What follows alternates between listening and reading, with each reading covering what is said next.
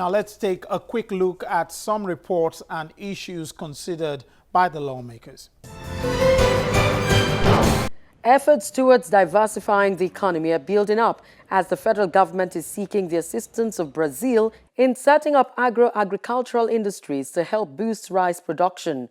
While meeting with representatives of the Brazilian government in Abuja, the chairman of the House Committee on Nigeria-Brazil Relationship says that the National Assembly is working towards implementing laws and policies that will strengthen the relationship between both countries. He also says that the plan, when implemented, will also improve the housing scheme to benefit Nigerians. Nigeria is diversifying from a mono-product economy, which is oil, to a multi-product economy. And Brazil today, like you know, is one of the largest producer of rice in South America. And Nigeria today, on the other hand, is one of the largest consumer of rice in this part of the world. So there is need for us to synergize policies that will make it possible, for assisting Nigerians to be able to set up agro and agricultural industries, to help in our rice production, which is one of your biggest strengths in Brazil. The House of Representatives has raised concerns over the unavailability of health infrastructure in various area councils and settlements in the Federal Capital Territory. This lawmaker moved a motion on the need to reevaluate the health infrastructure of the FCT to ensure that communities and districts are duly served. The House has also urged the Federal Capital Territory Administration to urgently upgrade the health infrastructure to ensure they are provided with qualified health personnel, drugs, and other necessary infrastructure. The House notes that the population of the Federal Capital Territory is increasing on a daily basis, thereby stretching the available health infrastructure in the various area councils, as many settlements and districts do not have medical centers to cater for their health needs. The House has mandated a joint committee to investigate the process followed in the sale of the National Defense College quarters to individuals. The motion, considered in plenary, alleges that the quarters were sold without following the due process. The House is also urging the Federal Capital Territory Administration to suspend all actions regarding the sales pending the outcome of the investigation. The House also concerned that the procedure for the sales of houses did not follow due process, as the occupants of the houses were not given the right of first refusal. No announcements were made for the sales and no bidding/auction process was conducted. The House therefore resolved to 1. Urge the Federal Capital Territory Administration to suspend all actions regarding the sales of the properties in Zone C quarters.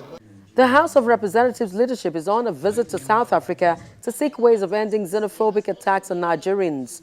Addressing journalists in Abuja, the majority leader of the House of Representatives, Femi Gbajabiamila, says the 6-man committee will also meet with South African legislators to enact laws that would serve as a deterrent for perpetrators of hate crime.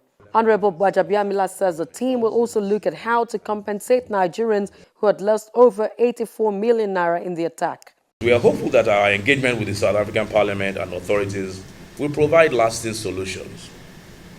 One, we will attempt to meet with the South African Parliament to discuss the possibility of both our countries enacting hate crime laws. This would cover crimes committed based on nationality.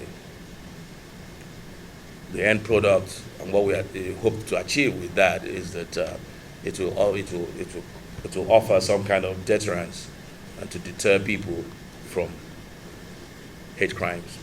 Meanwhile, the Senate says it has cancelled its planned trip to South Africa on the attacks. In plenary after a closed-door session, the Deputy President of the Senate, Senator Ikwe Ekweremadu, said the cancellation became imperative to avoid multiple delegations to the Southern African nation. He said, unquote, "We noted that the House of Representatives insists on going to South Africa independently. We thought we could lead a single and harmonized delegation of the National Assembly to avoid the embarrassment of multiple delegations. The Senate, therefore, decided to pull out to allow the House delegation proceed."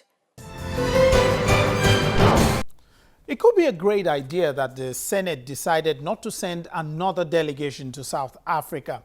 However, there are questions as to why the House of Representatives preferred to go alone. Some Nigerians believe if this trip is that important, then maybe a delegation from both chambers of the National Assembly would have reflected the importance attached to the matter at hand. Well, I'd like to know what you think about that, so you can get in touch with us through any of the addresses on the screen. Now, to another matter. What do banks do with funds left in dormant accounts? Well, this week, the House of Representatives considered a bill proposing one way such funds should be used. Recent statistics from the Nigerian Interbank Settlement System shows that the total number of inactive bank accounts in Nigeria stand at 30.2 million, despite efforts by banks to retain old customers and attract new ones. Consequently, only 64.128 million accounts, which represent 68.7% of the total activated accounts domiciled in commercial banks, are functional.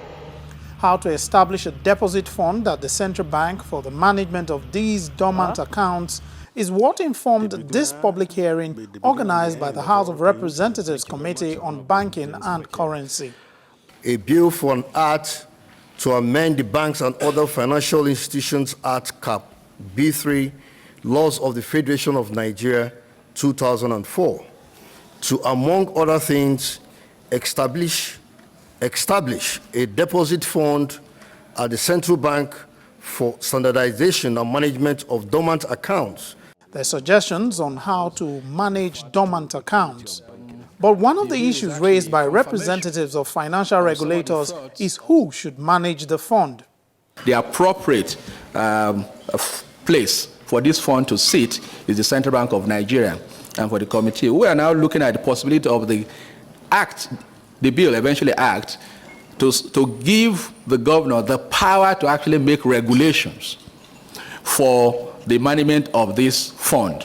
If this bill is going to be passed, then the fund should be warehoused in the NDIC. The amendment to the Financial Institution Act to better manage dormant account is described as timely by financial experts. The passage of the bill is expected to eliminate the practice of banks converting dormant account balances into income, as well as strengthen risk management.